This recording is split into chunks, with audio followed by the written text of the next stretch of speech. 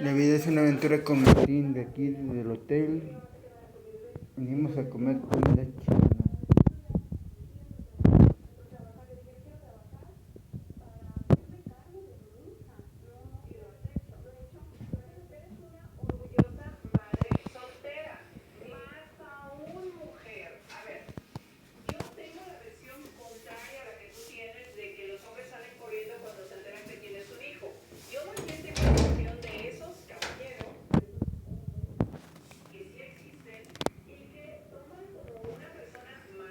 La vida es una aventura con Martín, comiendo comida china.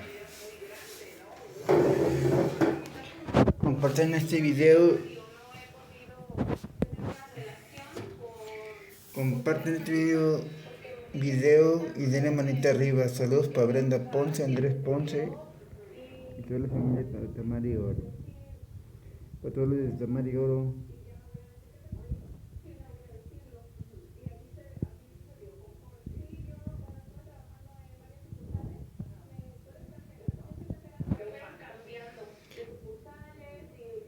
La vida es una aventura con Martín